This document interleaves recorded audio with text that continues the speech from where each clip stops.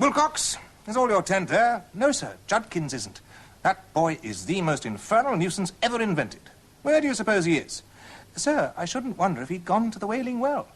Do you mean inside the Red Ring? Good heavens, what makes you think he's gone there? Why, he was terribly keen to know about it yesterday, and we were talking to a shepherd man, and he told us a lot about it and advised us not to go there. But Judkins didn't believe him and said he meant to go. Young ass, said Mr. Hope Jones.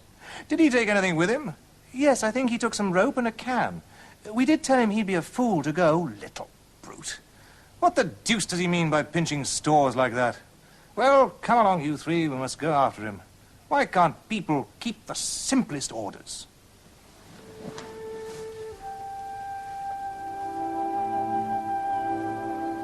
It was a wonderful day of shimmering heat.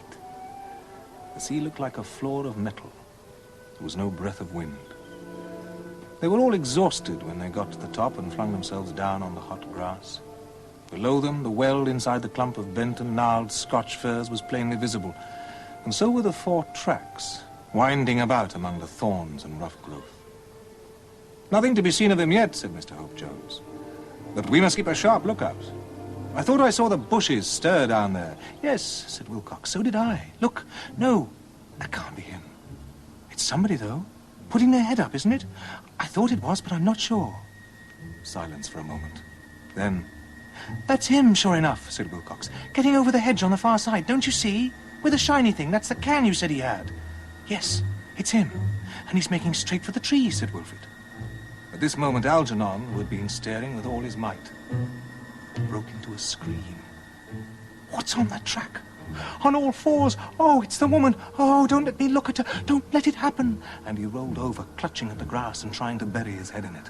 Stop that, said Mr. Hope Jones loudly, but it was no use. Look here, he said. I must go down there. You stop here, Wilfrid, and look after that boy. Wilcox, you run as hard as you can to the camp and get some help. They ran off, both of them. Wilfrid was left alone with Algernon and did his best to calm him, but indeed he was not much happier himself. From time to time he glanced down the hill and into the field. He saw Mr. Hope Jones drawing nearer at a swift pace, and then, to his great surprise, he saw him stop, look up and round about him, and turn quickly off at an angle.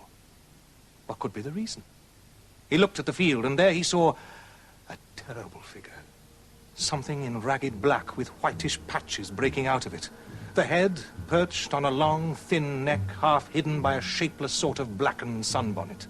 The creature was waving thin arms in the direction of the rescuer who was approaching, as if to ward him off. And between the 2 figures, the air seemed to shake and shimmer as he had never seen it. He looked away hastily to see Stanley Judkins making his way pretty quickly towards the clump, and in proper scout fashion, picking his steps with care to avoid treading on snapping sticks or being caught by arms of brambles. Evidently, though he saw nothing, he suspected some sort of ambush, and was trying to go noiselessly. Wilfrid saw all that, and he saw more, too.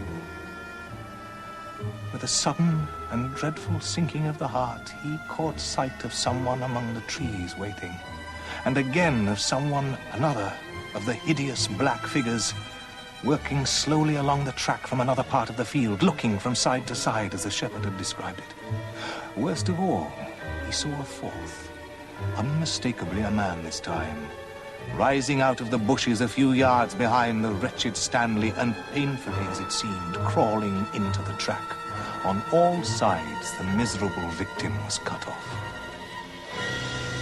Wilfrid was at his wits' end. He rushed at Algernon and shook him. Get up, he said. Yell as loud as you can. Oh, if we'd only got a whistle. Algernon pulled himself together. There's one, he said. Wilcox's, he must have dropped it. So one whistled, the other screamed. In the still air, the sound carried. Stanley heard. He stopped. He turned round. And then, indeed, a cry was heard, more piercing and dreadful than any that the boys on the hill could raise.